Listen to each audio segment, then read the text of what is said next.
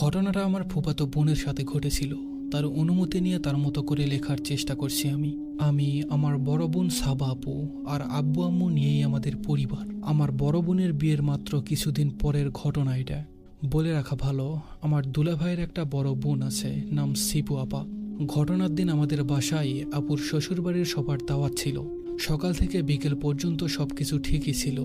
বিকেলে আমরা প্ল্যান করলাম, আমি, দুলাভাই, সাবা আপু আর সিপু আপু আমাদের নানুর বাসায় যাব। নানু তখন খুব অসুস্থ ছিলেন, তাই ওনাকে দেখতে যাওয়ার প্ল্যান। নানু বাসা আমাদের বাসা থেকে হেঁটে গেলে সর্বোচ্চ 15 মিনিট লাগে।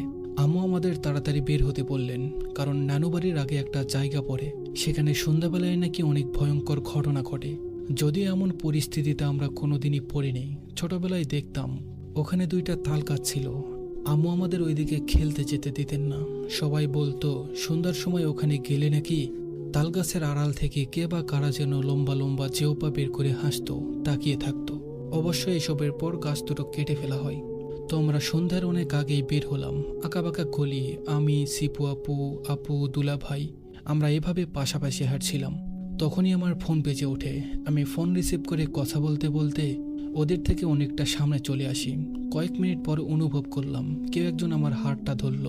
তাকিয়ে দেখি সিপু আপু। উনি বললেন, কি ব্যাপার, তুমি কার সাথে কথা বলতে বলতে আমাদের পিছে ফেলে আসছো? আমার কানে তখনও ফোন। উনি বললেন, ফোনটা একটু রাখো তো। ওনাকে আমার কেমন যেন অস্বাভাবিক মনে হচ্ছিল, কারণ সিপু আপুর চোখগুলো তখন স্বাভাবিকের চেয়ে বড় দেখাচ্ছিল। যাই হোক, আমি ফোনটা কেটে দিলাম। বললাম, আমার বান্ধবী কল করেছিল আপু। সিপু আপু বলল, তোমার আপু আর দুলাভাই তো পিছনে থেকে গেছে, চলো আমরা সামনে যে করই গাছ আছে ওটার পিছনে লুকিয়ে যাই। যখন ওরা আসবে আমরা হু করে ওদের সামনে এসে ভয় দেখাবো। আমি তো এক কথায় রাজি হয়ে গেলাম। দুলাভাইকে এমন ভয় দেখানোর সুযোগ আর আসবে না। তো আমি আর শিপু আপু গাছটার পিছনে লুকিয়ে গেলাম। আপু আর দুলাভাই কত দূরে আসলো তা দেখার জন্য আমি গাছের ফাঁক দিয়ে দেখার চেষ্টা করলাম, কিন্তু যা দেখলাম তা আমার পুরো শরীর একবারে হিম করে দিল। দেখলাম আপু আর দুলাভাইয়ের সাথে সিপু আপুও হেঁটে আসছে। আমি এতটাই ভয় পেলাম যে মাথাটা ঘুরে পিছনে তাকাতেও ভয় হচ্ছিল। ভাবছিলাম, তবে আমার পাশে সিপু আপুর রূপে কে দাঁড়িয়ে আছে, অথচ এখনো সে আমার হাত ধরে আছে। আমি হাতটা ছাড়তে চাইলে সে আমার হাতটা আরো চেপে ধরলো। খেয়াল করলাম তার হাতটা নিমেষেই কালো লোমে আবৃত হয়ে যাচ্ছে। আমি আর নড়াতে পারছিলাম না। হঠাৎ জিনিসটা আমার কানের কাছে এসে বলল, কি মরিয়ম, ভয় দেখাবে না? আমি সহ্য করতে না পেরে ওখানেই জ্ঞান হারাই। জ্ঞান ফেরার পর দেখি আমি নানুর বাসায়। আমার পাশে সবাই আছেন, দুলা ভাই, আপু, আম্মু, শিপু আপুও আছেন। তারপর ওনাদের সব খুলে বললাম।